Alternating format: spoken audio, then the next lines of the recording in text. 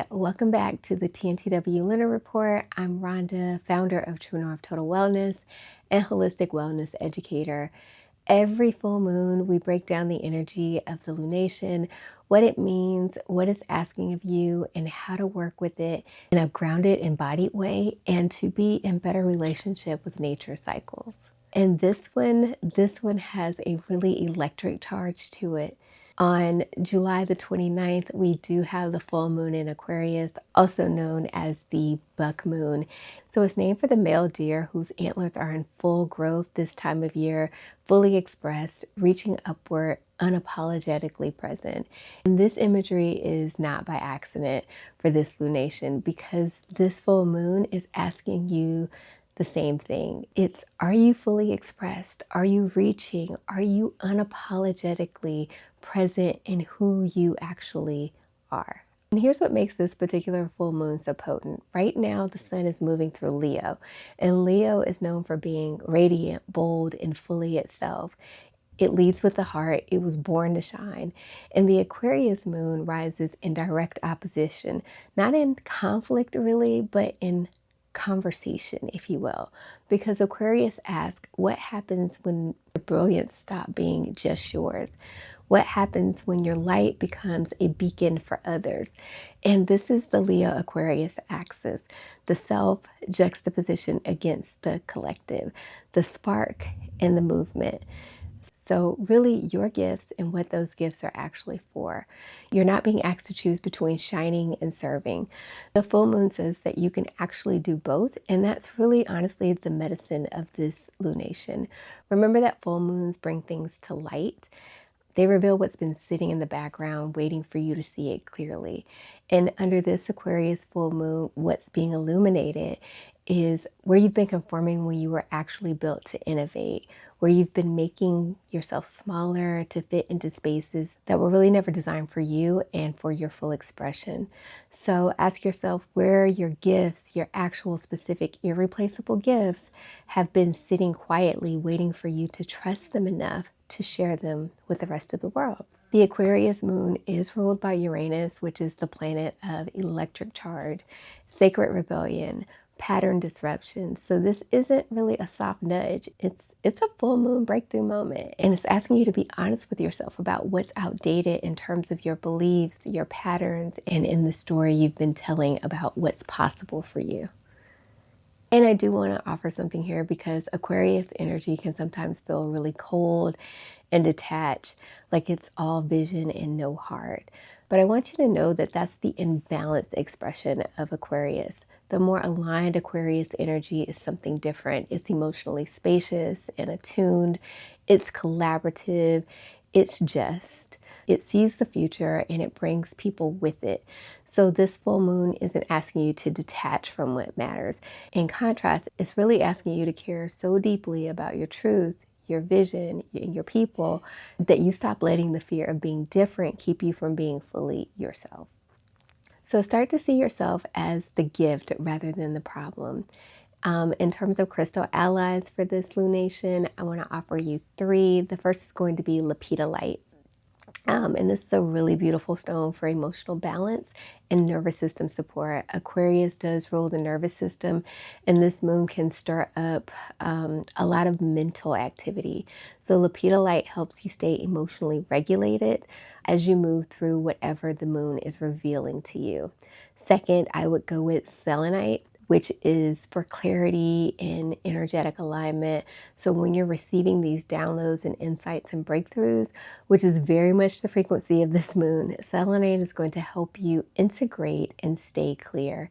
And finally, I would say Angelite for the higher communication and peaceful awareness. Aquarius does govern collective consciousness and how to communicate our truth. And so Angelite is going to offer support with that channel staying open and calm. Every full moon activates different signs differently. The most activated under this full moon are going to be Aquarius, Leo, Taurus, and Scorpio. If your sun, moon, or rising is in any of these signs, you're feeling this one a little bit more directly. The themes of authentic expression, collective contribution, and releasing what's outdated are landing close to home right now. So just trust what's coming up. And in terms of subtle shifts, there's going to be a quieter current of activation for Gemini and Libra. Air signs, you may feel a gentle recalibration in how you're thinking and your role within the communities and relationships. And 3 practices for this lunation to work with the energy in your body. Number 1 is going to be a vision circle. And with this, you're going to gather imagery and words or symbols that represent your highest timeline, not how you think you should want, but actually what lights you up. So you're going to map it out, you're going to draw it out, you're going to let it be wild and specific, because remember that this moon supports visioning beyond your current reality. And second, I would offer a digital reset. So you're going to turn off the noise, even if it's just for an hour. So you want to step away from it long enough to feel your own field again. And this is really going to encourage original thought rather than responding to something else. And finally, sky gazing, one of my favorite things. You're going to go outside and look up. Aquarius lives in the frequency of the vast and the possible. So spend some time beneath the open sky and let your nervous system remember just how much space there actually is. And if you do work with plant medicine or herbal allies, this moon does have some beautiful supports available. The first that I would point out is Gotu Kola. This is a powerful brain and nervous system tonic, and this herb does support mental clarity and higher mind activation, which is very aligned with Aquarius energy. It's also a favorite for those days when you want your mind sharp and your vision clear. Rosemary for mental focus and remembrance. There's something really poetic about rosemary under this moon. It supports the remembering of who you are beyond the noise and the expectations. And then finally, we have lemon verbena, which is about optimism and emotional lightness and brightness. It pairs beautiful with the Leo sun energy, but without being overstimulating. And remember, you can brew these individually or blend them into things that you already love.